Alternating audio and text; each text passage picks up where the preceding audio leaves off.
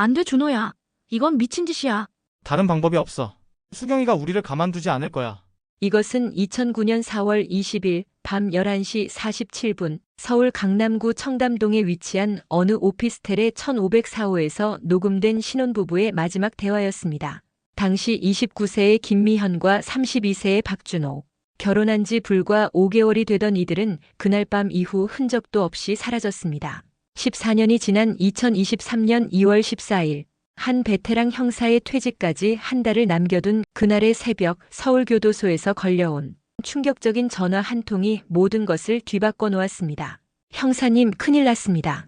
간암으로 사망한 청부살인업자가 남겨둔 짐에서 2009년 그 실종 사건과 관련된 증거가 나왔습니다. 증거 속에는 소름 끼치는 진실이 담겨 있었습니다. 남편이 아내를 배신하려 했다가 결국 함께 죽음을 맞이한 이야기. 첫사랑이라는 이름으로 포장된 광기 어린 집착의 결말. 그리고 가해자 스스로가 14년 후 양심의 가책으로 남긴 마지막 고백. 지금부터 여러분께 들려드릴 이야기는 사랑과 배신, 그리고 뒤늦은 참회로 점철된 한 편의 비극입니다. 과연 이 모든 진실이 어떻게 드러나게 됐을까요? 이야기는 2023년 2월 14일 새벽 3시 20분 서울 시내의 한 대학병원에서 시작됩니다. 간암 말기로 교도소에서 병원으로 이송되어 치료받던 한 재소자가 숨을 거두었습니다. 사망 시각 오전 3시 20분입니다. 의사가 차분한 목소리로 말했습니다. 침대 위에 누워있는 58세 남성의 얼굴은 오랜 병마와의 사투 끝에 마침내 평온을 찾은 모습이었습니다. 황민철.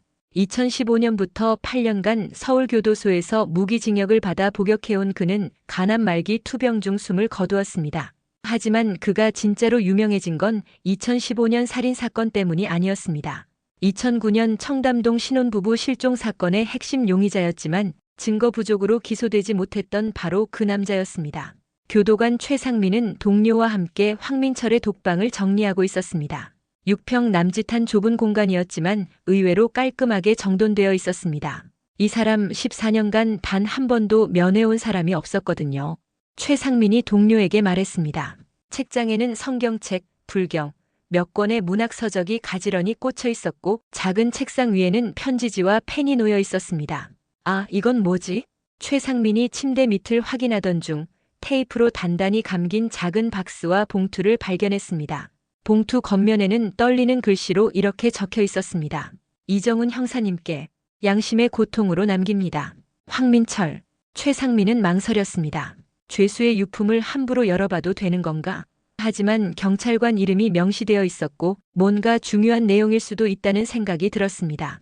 봉투를 열자 2장의 편지지가 나왔습니다. 첫 번째 편지에는 이런 내용이 적혀 있었습니다. 이정훈 형사님께 저는 곧 죽을 것 같습니다. 간암이 온몸에 퍼져서 더 이상 버틸 수가 없습니다. 죽기 전에 꼭 해야 할 일이 있어서 이 편지를 씁니다. 2009년 청담동 신혼부부 실종 사건 기억하시죠? 그때 형사님께서 저를 용의자로 조사하셨는데 증거가 없어서 놓치셨던 바로 그 사건입니다. 형사님이 옳았습니다. 저는 그들을 죽였습니다. 하지만 저 혼자 한 일이 아닙니다. 의뢰인이 따로 있었고 공범도 있었습니다. 그리고 진실은 생각보다 더 복잡합니다. 김철수라는 제 동료가 모든 증거를 보관하고 있었습니다. 그 사람도 몇 년 전에 죽었지만 아마 아직 그 증거들이 남아있을 겁니다.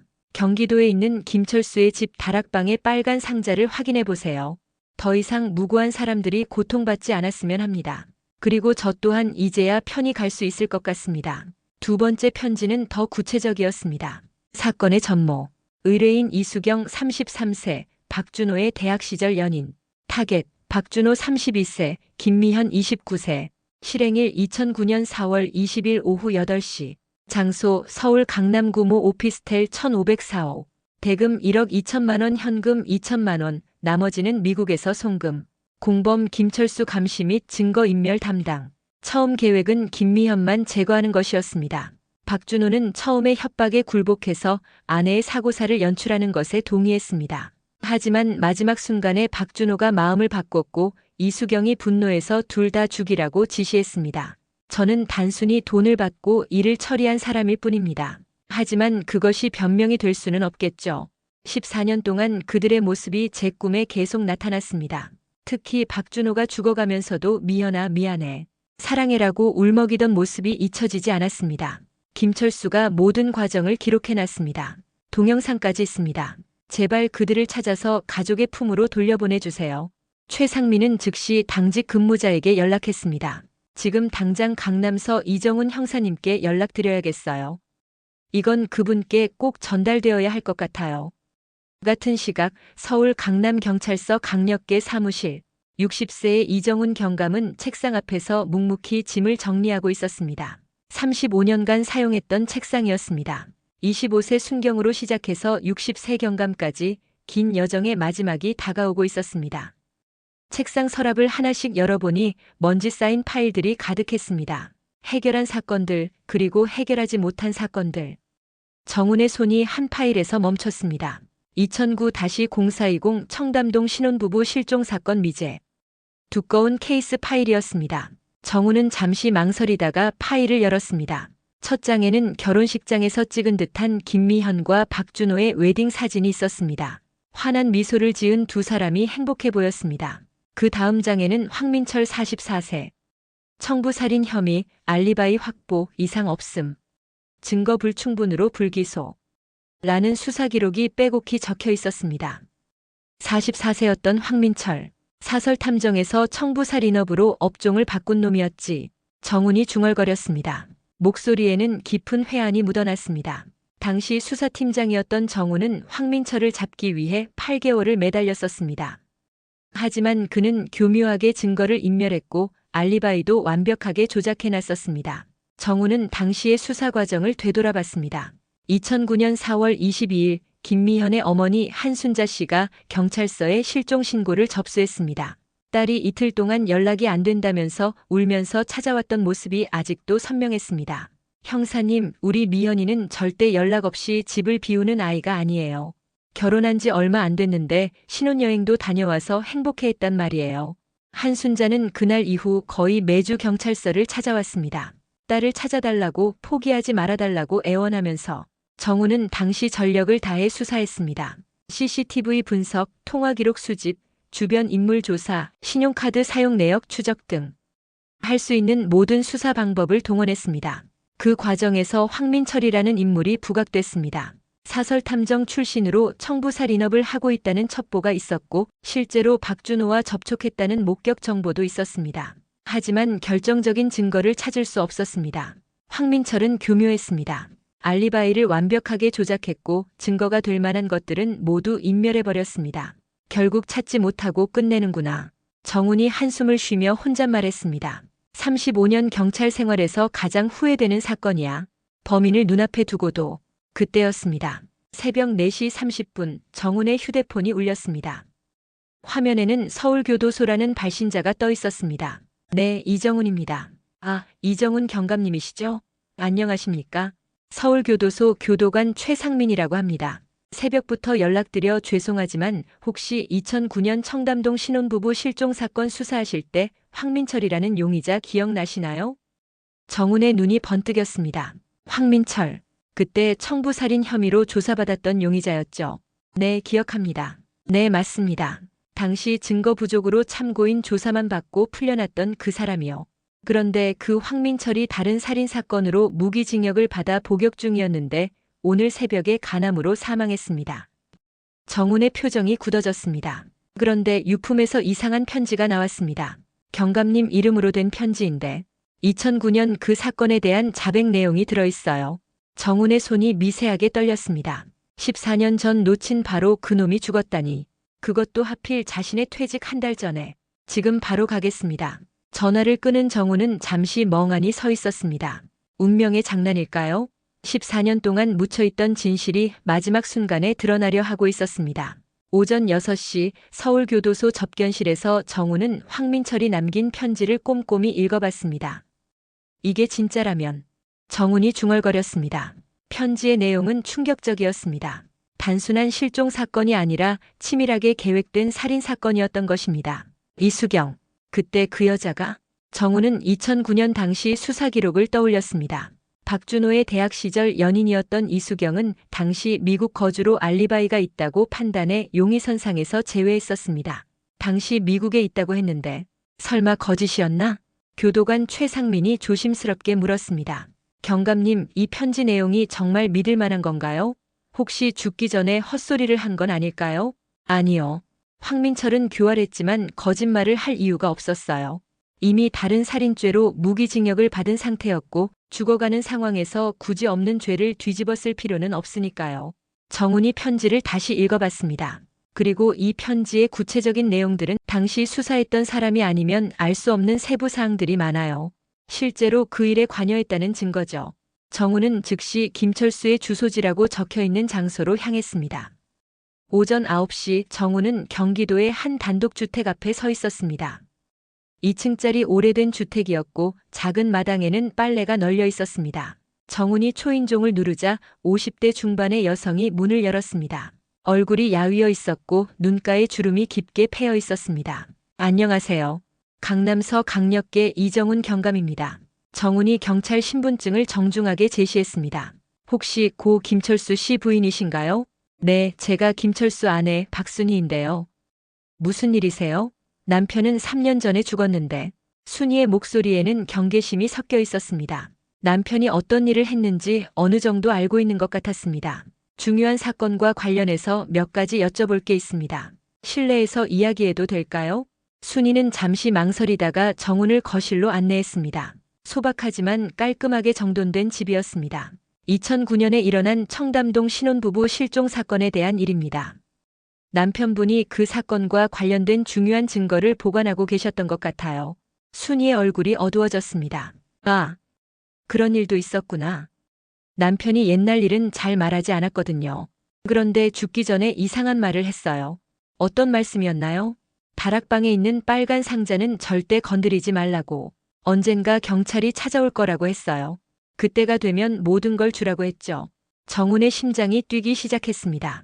순희가 정훈을 다락방으로 안내했습니다. 먼지투성이 다락방 한 구석에 빨간 플라스틱 상자가 놓여 있었습니다. 이게 그 상자예요. 3년 동안 한 번도 열어보지 않았어요. 남편이 그러지 말라고 해서. 정훈이 장갑을 끼고 조심스럽게 상자를 열었습니다. 안에서 여러 개의 USB, 흐릿한 사진들, 그리고 작업일지라고 적힌 두꺼운 공책이 나왔습니다. 혹시 집에서 노트북 좀 빌려주실 수 있나요? 긴급한 수사라서요. 네, 물론이죠. 거실에서 첫 번째 USB를 연결하자 여러 개의 폴더가 나타났습니다. 그 중에서도 2009년 4월 청담동이라는 폴더가 눈에 띄었습니다. 정훈이 첫 번째 동영상 파일을 클릭했습니다. 화면이 켜지자 어둡고 흔들리는 영상이 재생되기 시작했습니다. CCTV가 아닌 누군가 직접 촬영한 것 같았습니다. 날짜가 2009년 4월 15일로 표시되어 있었습니다. 영상 속에서 한 남자가 오피스텔 복도에서 전화 통화를 하고 있었습니다. 목소리는 작았지만 들을 수 있었습니다. 응, 알았어. 그렇게 할게. 미현이는 내가. 그래, 그렇게 할게. 응, 걱정하지 마. 내일 현장 끝나고 바로. 순희가 옆에서 놀라며 말했습니다. 이게 뭐예요? 남편이 몰래 촬영한 거예요? 정훈의 얼굴이 창백해졌습니다. 그 목소리의 주인공은 분명 박준호였습니다. 14년 전 실종된 바로 그 남편이었습니다. 정훈은 김철수가 남긴 작업일지를 펼쳤습니다. 2009년 3월부터 4월까지의 기록이 빼곡히 적혀 있었습니다.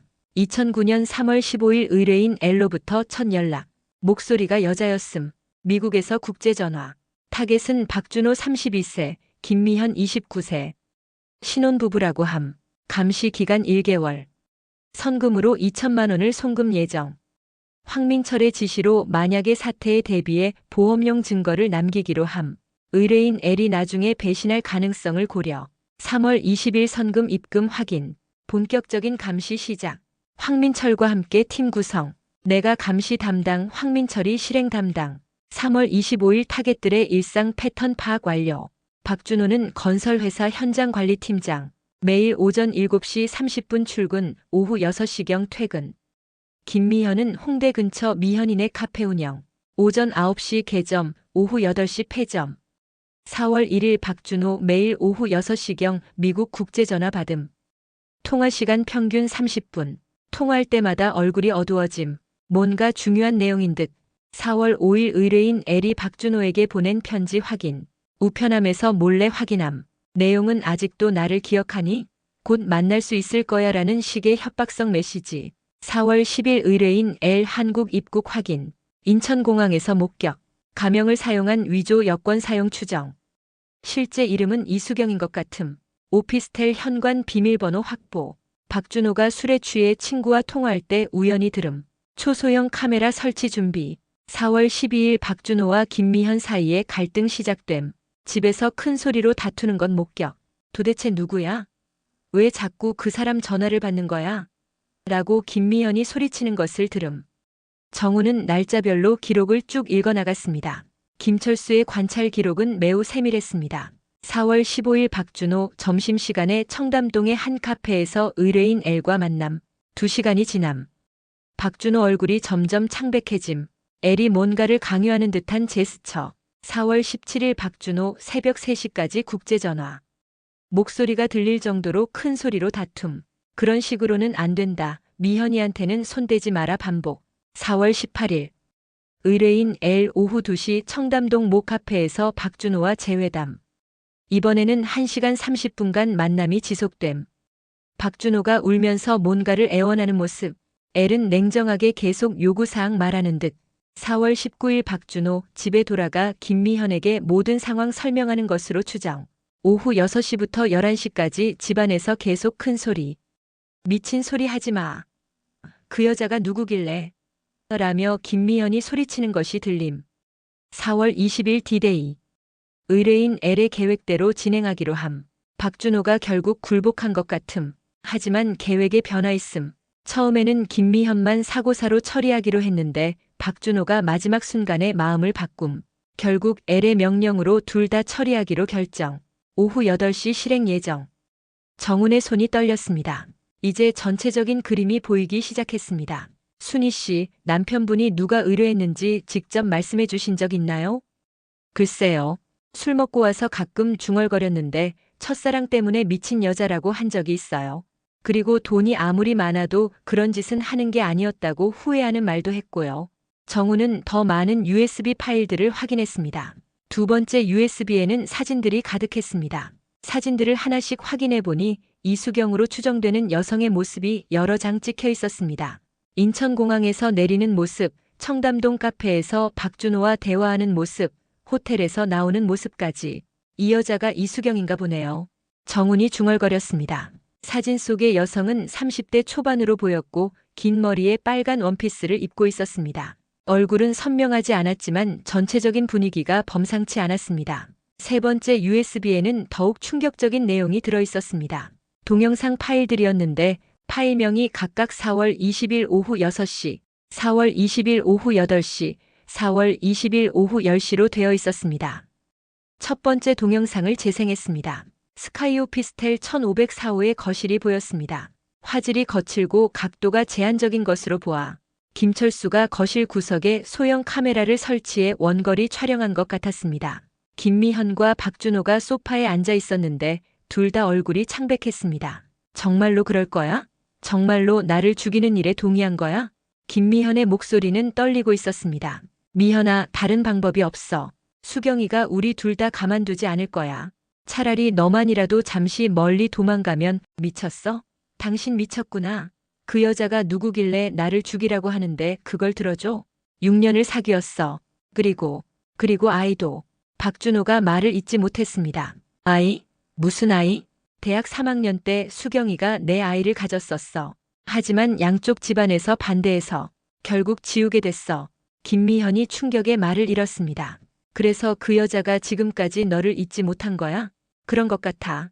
결혼하고 미국에 가서도 계속 나를 찾았어. 그리고 우리가 결혼했다는 걸 알고는. 영상이 흔들렸습니다.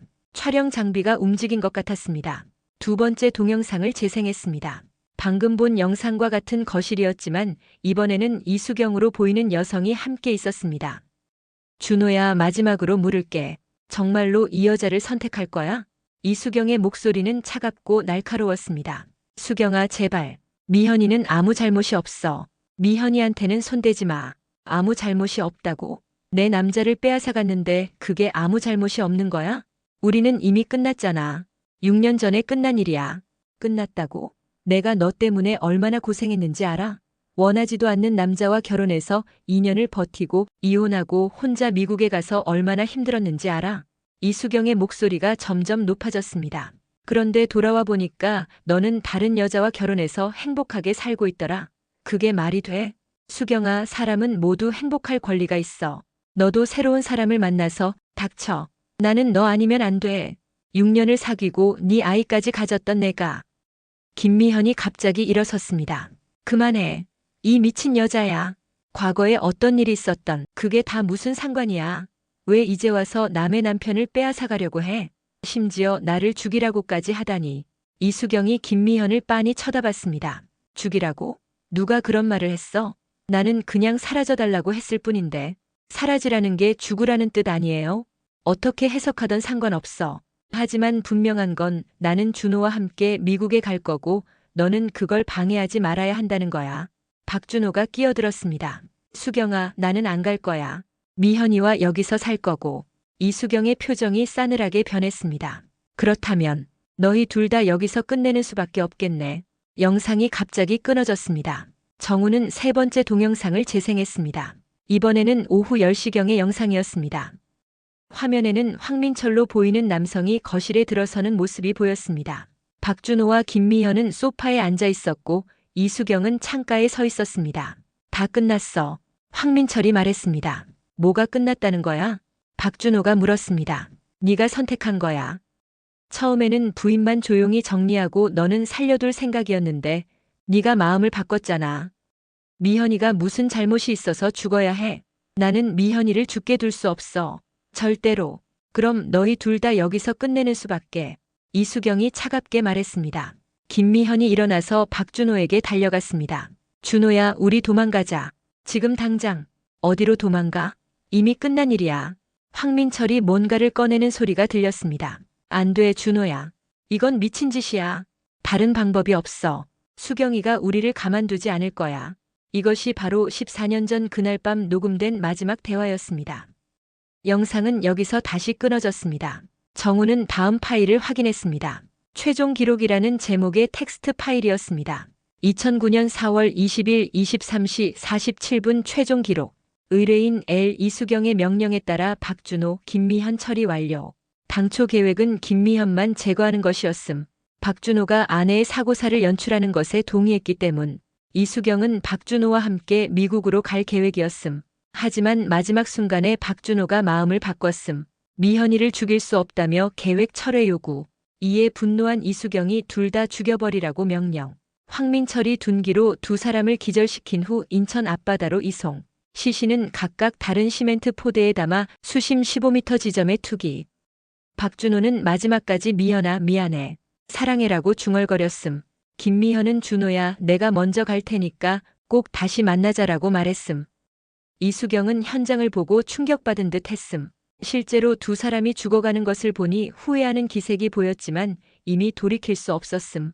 대금 1억 2천만 원 중 2천만 원은 현금으로 나머지는 3일 후 미국에서 송금됨. 이후 이수경은 미국으로 돌아갔음. 증거 인멸을 위해 오피스텔은 완전히 청소했고 CCTV 관리업체 직원을 매수하여 해당 시간대 영상을 삭제함. 하지만 모든 과정을 기록으로 남김. 정우는 파일을 다 읽고 나서 한참 동안 말을 하지 못했습니다. 이게 14년 전 그날 밤에 일어난 일이었구나. 순이가 옆에서 조심스럽게 물었습니다. 형사님, 이 사람들이 정말 그때 그 실종된 부부 맞나요? 맞습니다. 그리고 이제 진실을 밝힐 때가 된 것 같네요. 정우는 경찰서로 돌아가서 즉시 이수경에 대한 추가 조사를 시작했습니다. 2009년 당시 수사에서 미국 거주로 인해 용의선상에서 제외했던 그녀에 대해 다시 파헤쳐보기로 했습니다. 먼저 출입국 관리사무소에 협조를 요청했습니다. 2009년 4월 전후의 입출국 기록을 샅샅이 뒤져달라고 했습니다. 그 결과 놀라운 사실을 발견했습니다. 리사라라는 가명으로 2009년 4월 18일 인천공항에 입국한 기록이 있었습니다. 그리고 4월 22일 같은 공항에서 출국한 기록도 역시 위조 여권을 사용했구나. 정훈이 중얼거렸습니다. 당시 수사팀이 이를 놓친 이유는 이수경이 본명이 아닌 가명으로 입국했기 때문이었습니다. 다음으로 황민철의 계좌를 추적했습니다. 당시에는 발견하지 못했지만 이번에 김철수의 기록을 바탕으로 다시 조사한 결과 2009년 4월 21일 우회 계좌를 통해 미국에서 1억 원이 송금된 복잡한 자금 흐름을 발견했습니다. 송금인은 사랄이었습니다. 완벽하게 맞아떨어지네. 정우는 이제 확신을 가지고 미국 경찰에 수사 협조를 요청했습니다. 이수경의 현재 거주지와 상황을 파악해달라고 했습니다. 일주일 후 회신이 왔습니다. 내용은 충격적이었습니다. 이수경 1976년생은 2022년 11월 15일 캘리포니아주 로스앤젤레스에서 교통사고로 사망했습니다. 정훈의 계획이 일순간 무너졌습니다. 가해자가 이미 죽었다니. 하지만 회신받은 보고서에는 더 흥미로운 내용이 있었습니다. 사망 3개월 전부터 이수경이 한국의 여러 기관에 거액을 송금한 기록이 발견되었습니다. 사설탐정사무소, 법무법인, 그리고 장례식장에 각각 상당한 금액을 송금했습니다. 또한 그녀의 유품에서 발견된 편지들을 보면 2009년 한국에서 저지른 일에 대해 깊은 후회를 하고 있었던 것으로 보입니다. 정우는 즉시 이수경이 돈을 송금한 기관들을 찾아가 보기로 했습니다. 강남구의 한 사설탐정 사무소. 50대 중반의 탐정 조민수가 정훈을 맞이했습니다. 이수경 씨 의뢰건 말씀이시죠? 정말 특이한 케이스였어요. 조민수가 파일을 꺼내며 설명했습니다. 처음엔 그냥 일반적인 실종자 수색 의뢰인 줄 알았어요. 박준호, 김미현이라는 부부를 찾아달라고 하더라고요. 그런데 의뢰인이 너무 구체적인 정보를 가지고 있었어요. 어떤 정보요? 정확한 사망 일시, 사망 장소, 심지어 시신이 매장된 위치까지. 마치 자신이 직접 그 일에 관여한 것처럼 말이에요. 조민수가 봉투 하나를 꺼냈습니다. 처음에는 이상하다고 생각했는데 거액을 선불로 지불하겠다고 하길래 조사를 시작했죠. 그리고 정말로 그 위치에서 정말로 뭔가 발견했나요? 해저 탐사를 통해 확인했어요. 의뢰자가 말한 북위 37도 25분, 동경 126도 37분 지점, 수심 15m 지점에 시멘트 포대 2개가 있더라고요. 정훈의 가슴이 뛰었습니다. 그리고 이수경 씨가 마지막에 이런 편지를 남기고 갔어요. 조민수가 편지를 건넸습니다. 이제야 그들을 편히 쉬게 해줄 수 있을 것 같습니다. 준호야, 미연아, 정말 미안해. 나는 사랑한다고 생각했는데 그게 사랑이 아니었구나. 그건 집착이었고 이기심이었어. 너희가 행복하길 바랐어야 했는데 14년 동안 매일 악몽에 시달렸어. 너희 둘이 마지막에 서로를 걱정하던 모습이 계속 떠올랐어. 준호가 미연아 미안해라고 울먹이던 소리. 미현이가 준호야 내가 먼저 갈 테니까 꼭 다시 만나자라고 하던 말. 그 소리들이 14년 동안 내 귀에서 떠나지 않았어. 이제라도 늦지 않았다면 제발 그들을 찾아서 가족의 품으로 돌려보내주세요. 그리고 그들의 죽음을 세상에 알려주세요. 나는 곧 그들에게 사과하러 갈 거예요. 그때 용서를 구할 수 있을지 모르겠지만 정훈의 눈가에 눈물이 맺혔습니다. 다음으로 정훈은 이수경이 돈을 송금한 장례식장을 찾아갔습니다. 강남구의 한 대형 장례식장이었습니다. 장례식장 관리소장 김영호가 정훈을 맞이했습니다. 이수경 씨 말씀이시군요. 정말 특이한 경우였어요. 김영호가 설명했습니다. 작년 8월경에 연락이 왔어요. 김미현, 박준호 두 분의 장례비를 미리 지불하겠다고 하더라고요. 시신이 발견되면 최고급으로 장례를 치러달라고 했죠. 얼마나 지불했나요? 3천만 원입니다. 두 분 합동 장례로 하되 최상의 조건으로 치르라고 했어요. 그리고 이런 편지도 함께 보내왔어요. 김영호가 편지를 보여줬습니다. 김미현 씨, 박준호 씨 장례 담당자님께 곧 두 분의 시신이 발견될 것입니다. 14년 동안 차가운 바다에서 고생한 두 분을 따뜻하게 배웅해 주세요. 두 분은 정말 서로 사랑했습니다. 마지막 순간까지도 서로를 걱정했어요. 그런 사랑을 제가 질투와 이기심으로 파괴해버렸습니다. 이제라도 두 분이 편히 쉴 수 있도록 정성스럽게 장례를 치러주세요. 그리고 가능하다면 두 분을 함께 묻어주세요. 함께하지 못한 시간이 너무 길었으니까요. 이수경 드림. 정훈은 이제 모든 퍼즐이 맞춰졌다고 생각했습니다. 이수경은 마지막에 깊은 후회와 양심의 가책을 느꼈고 자신이 죽기 전에 피해자들을 위한 마지막 속죄를 하려 했던 것이었습니다. 정훈은 김미현의 어머니 한순자를 만나기로 했습니다. 14년 동안 딸을 찾아 헤맨 그녀에게 드디어 진실을 말해줄 때가 온 것입니다. 한순자는 여전히 강남구의 작은 아파트에서 혼자 살고 있었습니다. 정훈이 초인종을 누르자 다소 야윈 모습의 65세 여성이 문을 열었습니다. 어머님, 이정훈 경감입니다. 아, 형사님, 오랜만이에요. 무슨 일이세요? 한순자의 목소리에는 기대와 불안이 동시에 섞여 있었습니다. 어머님, 미현 씨를 찾았습니다. 한순자가 그 자리에서 주저앉을 뻔했습니다. 정말요? 정말 우리 미현이를 찾으신 거예요? 네.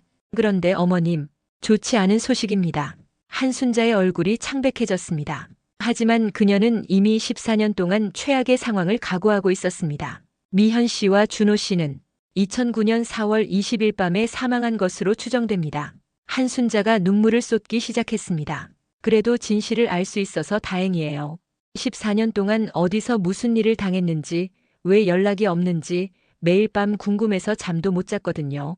정우는 한순자에게 사건의 전모를 차근차근 설명해 줬습니다. 이수경의 비뚤어진 사랑, 박준호의 갈등, 그리고 마지막 순간의 비극까지. 그 수경이라는 여자, 결국 후회했나 보네요. 네. 마지막에는 정말 깊이 후회했던 것 같습니다. 시신의 위치를 알려주고 장례비까지 미리 지불해뒀거든요. 그래도 우리 미현이와 준호가 마지막까지 서로 사랑했다니. 그게 위안이 돼요. 한순자가 눈물을 닦으며 말했습니다. 언제쯤 미현이를 집으로 데려올 수 있을까요? 지금 해양경찰청에 수중수색을 요청한 상태입니다. 곧 시신을 찾을 수 있을 거예요. 2023년 3월 2일 해양경찰청의 수중수색팀이 출동했습니다. 사설탐정이 제공한 정확한 좌표를 바탕으로 한 수색이었습니다. 북위 37도 25분, 동경 126도 37분, 수심 15m 지점. 수중 카메라가 바닥을 훑어보자 해저에 시멘트 포대 2개가 나란히 놓인 모습이 확인됐습니다. 발견했습니다. 잠수사의 무전기에서 흥분된 목소리가 들려왔습니다. 시멘트 포대를 조심스럽게 인양하는 작업이 시작됐습니다. 14년 동안 바닷속에 있었던 포대는 많이 부식되어 있었지만 내부는 비교적 보존 상태가 양호했습니다. 국과수로 이송된 시신들에 대한 검시가 시작됐습니다. DNA 검사 결과 확실히 김미현과 박준호로 확인됐습니다. 법의학자 박정민 교수가 검시 결과를 발표했습니다. 두 피해자 모두 머리 부분의 둔기에 의한 외상이 확인됩니다. 하지만 직접적인 사망 원인은 익사로 보입니다. 정훈의 가슴이 무거워졌습니다. 바다에 던져질 때에도 두 분이 살아있었다는 뜻인가요? 그렇습니다. 둔기에 맞아 기절한 후 바다에 던져진 것으로 추정됩니다. 그리고 특이한 점이 하나 더 있습니다. 박 교수가 계속 설명했습니다. 남성 피해자인 박준호 씨의 손톱 밑에서 여성 피해자인 김미현 씨의 피부 조직이 발견되었고 김미현 씨의 옷에서도 박준호 씨의 DNA가 검출되었습니다. 각각 다른 포대에 있었지만 남성 피해자의 손톱 밑에서 여성 피해자의 피부 조직이, 여성 피해자의 옷에서 남성 피해자의 DNA가 검출된 것으로 보아 마지막까지 서로를 보호하려 했던 것으로 추정됩니다. 정훈의 눈가에 눈물이 맺혔습니다. 마지막 순간까지도 서로를 지키려 했던 거군요. 그렇게 보입니다. 정말 안타까운 일이에요. 한편 정훈에게 황민철과 같은 교도소에 있던 재소자로부터 연락이 왔습니다. 김태식은 사기죄로 복역 중이던 재소자였는데 황민철과 3년간 같은 방을 썼다고 했습니다.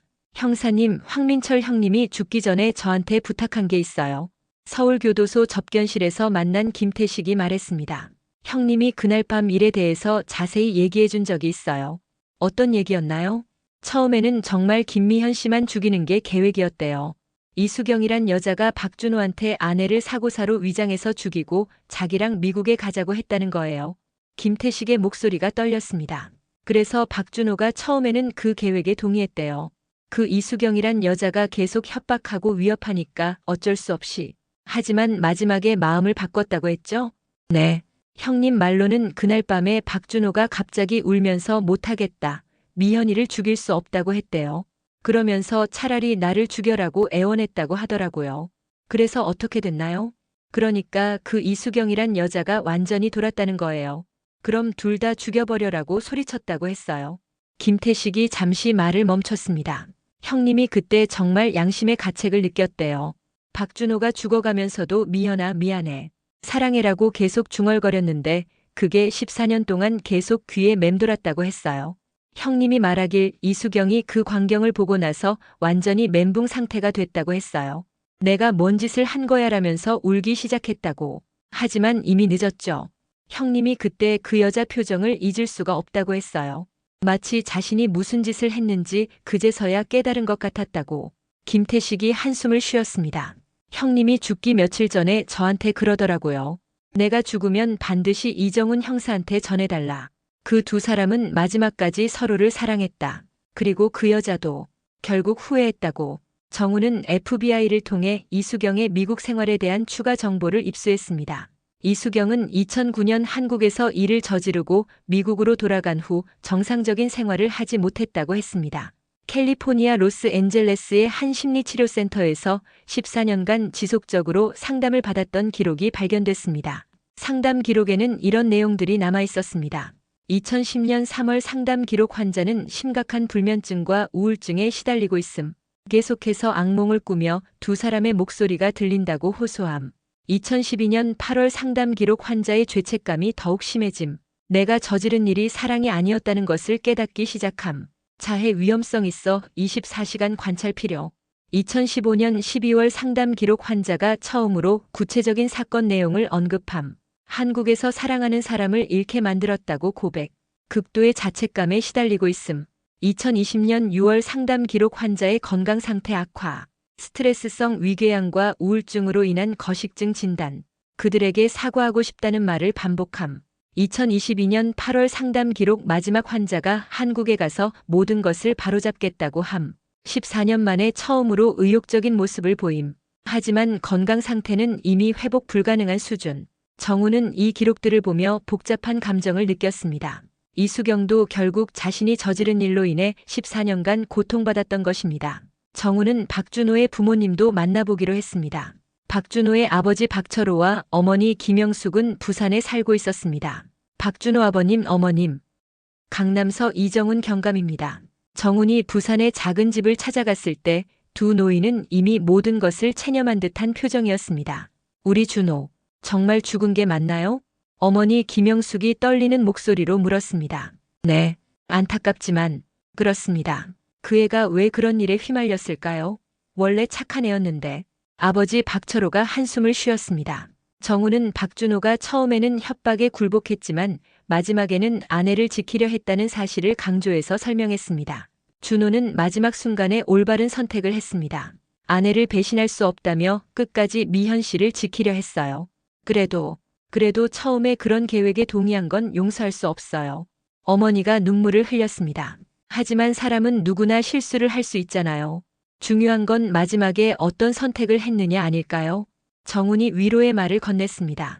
준호는 분명히 미현 씨를 사랑했고 그 사랑 때문에 목숨을 잃었어요.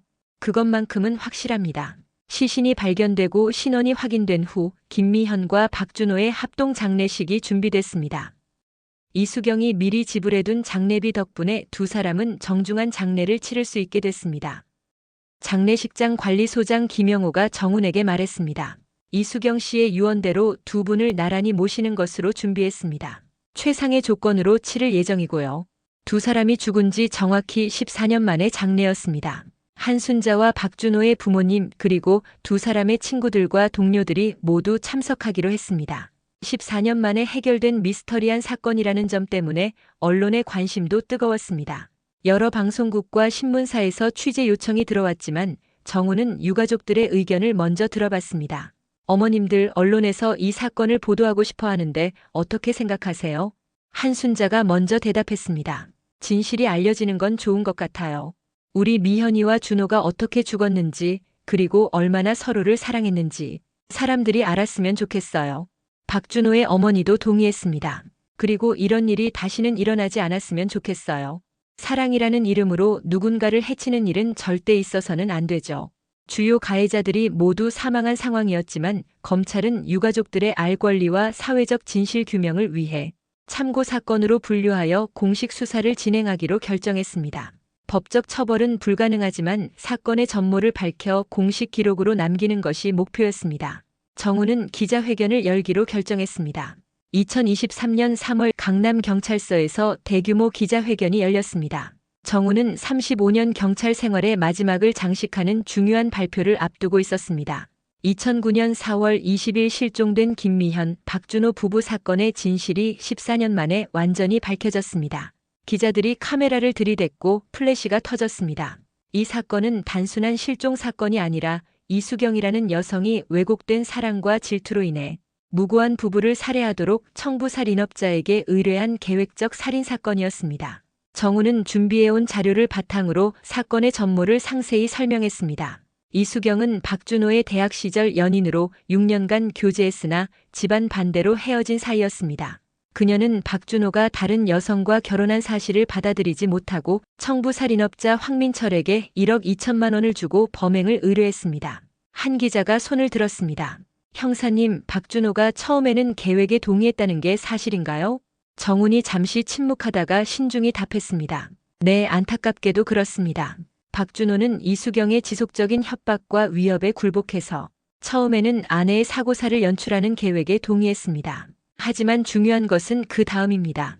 박준호는 마지막 순간에 마음을 바꿔서 아내를 지키려 했습니다. 아내를 죽일 수 없다며 계획을 거부했고 그 때문에 결국 함께 목숨을 잃게 된 것입니다. 또 다른 기자가 질문했습니다. 이수경은 현재 어떻게 됐나요? 이수경은 2022년 11월 미국에서 교통사고로 사망했습니다. 그럼 가해자는 모두 사망한 상태인 건가요? 네, 직접 범행을 저지른 황민철은 올해 2월에 교도소에서 사망했고 범행을 지시한 이수경도 작년에 사망했습니다. 또 다른 공범인 김철수도 3년 전에 이미 사망한 상태입니다. 기자회견장이 조용해졌습니다. 하지만 늦었지만 진실은 밝혀졌고 피해자들은 가족의 품으로 돌아올 수 있게 되었습니다. 기자회견 이후 이 사건은 사회적으로 큰 반향을 일으켰습니다. 각종 포털 사이트의 뉴스 댓글에는 다양한 반응들이 쏟아졌습니다. 사랑이라는 이름으로 이런 끔찍한 일을 저지르다니.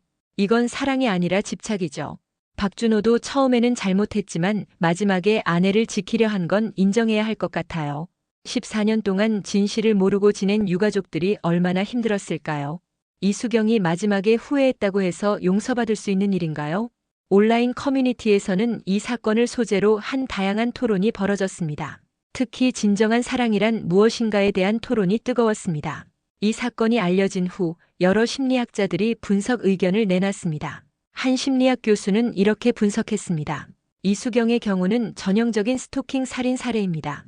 상대방에 대한 집착이 사랑이라는 착각 속에서 점점 극단적으로 변해간 것이죠.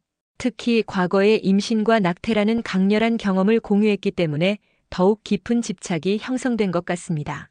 이 분석 내용에 대해 범죄 심리학과의 한 교수는 다른 관점을 제시했습니다. 주목할 점은 이수경이 범행 후 14년간 극도의 죄책감에 시달렸다는 점입니다.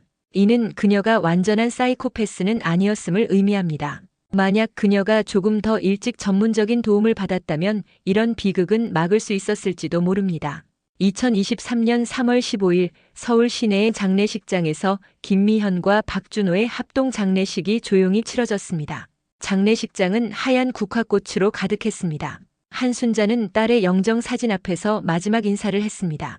우리 미현아, 이제야 집으로 돌아오는구나. 엄마가 너무 늦게 찾아서 미안해. 14년 동안 추운 바다에서 얼마나 무서웠을까. 이제는 따뜻한 곳에서 편히 쉬어. 박준호의 부모님도 아들 앞에서 눈물을 흘렸습니다. 준호야, 너 정말 미현이를 사랑했구나. 마지막에 아내를 지키려 한 거 아빠가 알고 있다. 그 수경이라는 여자한테는 화가 나지만 마지막에 너희들을 찾을 수 있게 해준 것만큼은 고마워해야겠다. 정훈도 조문객 중 한 명으로 참석했습니다. 35년 경찰 생활 중 가장 기억에 남을 사건의 마무리였습니다. 미현 씨, 준호 씨, 늦어서 죄송합니다. 14년 동안 찾아드리지 못해서 정말 죄송합니다. 정훈이 영정 사진 앞에서 묵념을 올렸습니다. 장례식이 끝나갈 무렵 뜻밖의 조문객이 나타났습니다. 교도관 최상민이었습니다. 그는 황민철의 마지막 유품을 발견했던 바로 그 사람이었습니다. 실례합니다. 저는 서울교도소 교도관 최상민입니다. 최상민이 한순자에게 다가갔습니다. 황민철이란 죄수가 죽기 전에 저한테 이걸 전해달라고 했어요. 최상민이 작은 봉투를 건넸습니다. 안에는 황민철이 직접 만든 종이 학 2마리가 들어있었습니다. 그 죄수가 8년 동안 교도소에서 종이 접기를 배웠는데 마지막에 이 학 2마리를 접어서는 이정훈 형사를 통해 그 두 분한테 전해달라고 했어요. 한순자가 종이 학을 받아들며 눈물을 흘렸습니다. 그 사람도 마지막에는 후회했나 보네요. 네. 죽기 직전까지도 죄송합니다. 죄송합니다 하는 말만 계속 반복하더라고요. 장례식이 끝난 후 정우는 계획대로 퇴직을 했습니다. 퇴직식에서 정우는 동료들에게 이렇게 말했습니다. 35년 경찰 생활을 마감하기 전에 14년 동안 마음에 걸렸던 사건을 해결할 수 있어서 다행입니다. 하지만 완벽한 정의를 실현한 것은 아닙니다. 가해자들이 이미 모두 사망한 상태였으니까요. 그래도 진실을 밝히고 유가족들에게 조금이나마 위안을 드릴 수 있어서 보람을 느낍니다. 정우는 아내와 함께 지방으로 이주했습니다. 오랫동안 꿈꿔왔던 조용한 노후 생활을 시작하려 했습니다. 하지만 완전히 경찰 일을 놓지는 못했습니다. 가끔 여러 사건에 대한 자문을 해주곤 했습니다. 한순자는 딸의 장례를 치른 후 조금씩 일상을 회복해 나갔습니다. 14년 동안 딸을 찾는 일에만 매달려 있던 그녀에게는 새로운 삶의 목표가 필요했습니다. 그녀는 실종 가족 지원단체에서 봉사활동을 시작했습니다. 저와 같은 아픔을 겪는 가족들을 도와주고 싶어요. 한순자는 매주 다른 실종 가족들을 만나서 위로하고 격려하는 일을 했습니다. 포기하지 마세요. 진실은 언젠가 반드시 밝혀집니다. 박준호의 부모님은 아들의 죽음을 받아들이는데 더 오래 걸렸습니다. 특히 아들이 처음에 아내를 배신하려 했다는 사실을 받아들이기 어려워했습니다. 하지만 시간이 지나면서 점차 이해하게 되었습니다. 우리 준호도 피해자였어. 그 여자의 협박에 무서워서 그런 거였지. 진짜로 미연이를 해치려 한 건 아니었어. 박준호의 어머니 김영숙이 남편에게 말했습니다. 그리고 마지막에는 올바른 선택을 했잖아. 목숨을 걸고 아내를 지키려 했으니까. 두 노인은 아들과 며느리의 합동 묘소를 정기적으로 찾아가 성묘했습니다. 이수경에 대해서는 사회적으로 다양한 시각이 존재했습니다.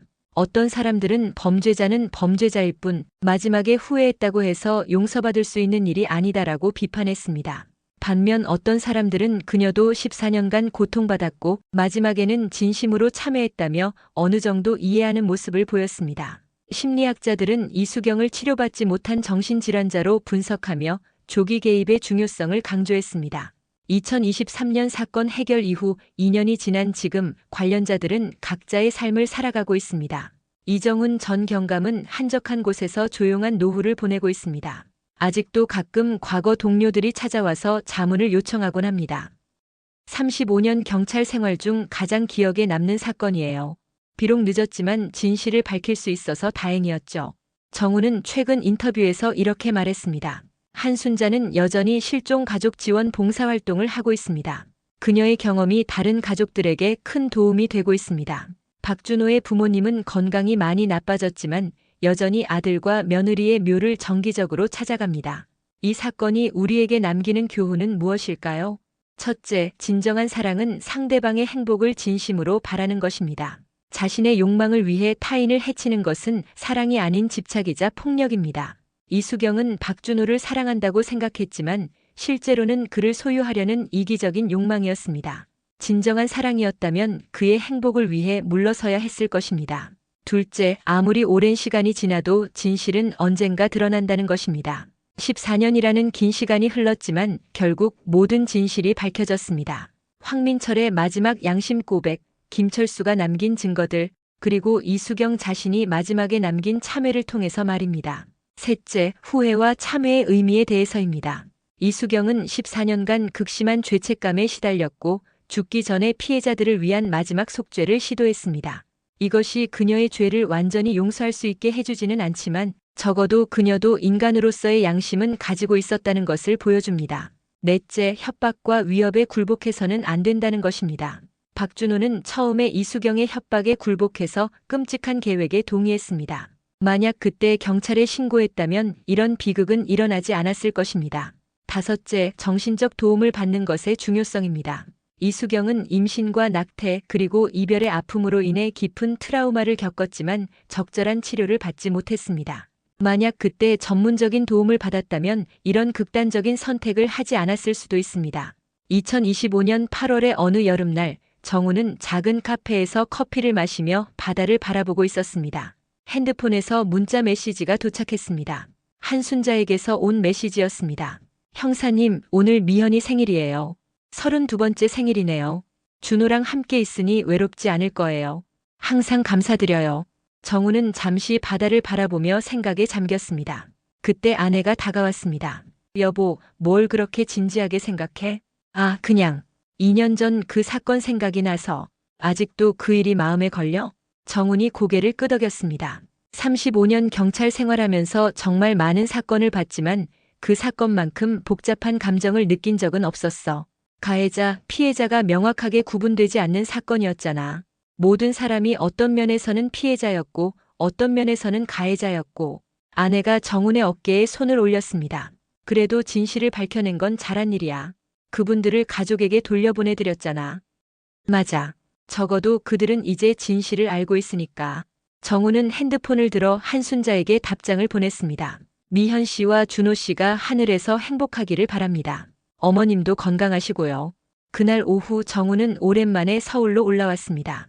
김미현과 박준호가 묻힌 추모공원을 찾아가려고 했습니다. 추모공원은 서울 외곽의 조용한 곳에 있었습니다. 두 사람의 묘는 나란히 자리 잡고 있었고 주변에는 방문객들이 놓고 간 꽃들이 가득했습니다. 정훈이 꽃을 놓고 묵념을 올리려는데 옆에서 익숙한 목소리가 들려왔습니다. 형사님? 돌아보니 한순자였습니다. 2년 전보다 훨씬 건강해 보였습니다. 어머님, 오늘 미현 씨 생일이라고 하셨죠? 네. 매년 이날에는 꼭 와요. 준호 부모님도 오시고요. 과연 조금 후에 박준호의 부모님도 도착했습니다. 4명은 함께 두 사람의 묘 앞에서 시간을 보냈습니다. 형사님 정말 감사해요. 형사님 덕분에 우리가 진실을 알 수 있었어요. 박준호의 어머니가 정훈에게 말했습니다. 아니에요. 제가 더 일찍 찾아드렸어야 했는데 잊지 않아 주신 것만으로도 충분해요. 한순자가 묘비를 어루만지며 말했습니다. 우리 미현이 준호도 이제는 편히 쉬고 있을 거예요. 그리고 그 수경이라는 사람도. 어머님은 이수경을 용서하셨나요? 정훈이 조심스럽게 물었습니다. 한순자가 잠시 생각하더니 대답했습니다. 용서한다는 것보다는 이해하려는 노력은 가끔 해요. 그 사람도 결국 사랑 때문에 그런 일을 저질렀으니까요. 잘못된 방식이었지만 그래도 결국엔 우리 미현이와 준호를 찾게 해줬으니까요.